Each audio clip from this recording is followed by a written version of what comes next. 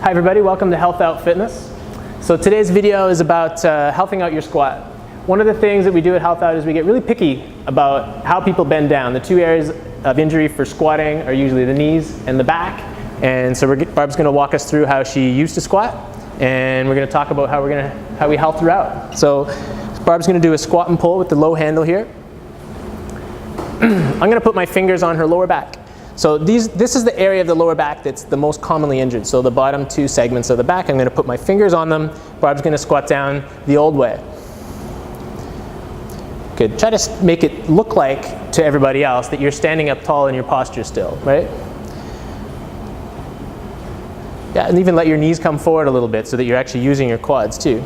So if you see that squat right there, that actually looks pretty good, right? It looks like she's keeping her spine straight, her upper body's nice and tall. But in actuality, if you look at what's happening in the lower back, there's a lot of movement here. So there's about this much movement combined between three different vertebrae, and they're only supposed to move just a few degrees, so really small amounts.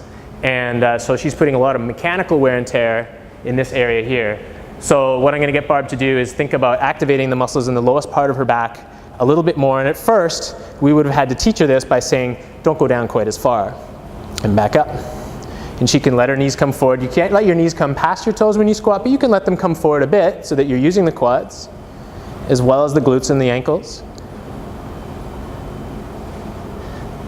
Okay, so now this area is nice and quiet and still. Thanks, Barb. Welcome.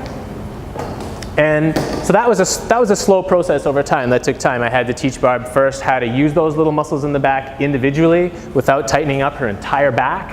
And then once she got that, then I kind of walked you through how to go gradually deeper and deeper and deeper with your squat while still maintaining that proper position. And has it affected your day-to-day? I mean, do you feel like your back's better? I used to have back pain all the time, and it was a lot to try and use my legs. My leg muscles weren't strong enough. I kept compensating by using my back. Right. It's a hard So habit. Barb's in the food industry. She's often having to lift heavy stuff. And so she's saying that when she's at work now, she thinks about how she does everything a little bit differently, and she feels better. Yeah. All right. So hopefully that was helpful. Once again, don't just work out. HealthOut.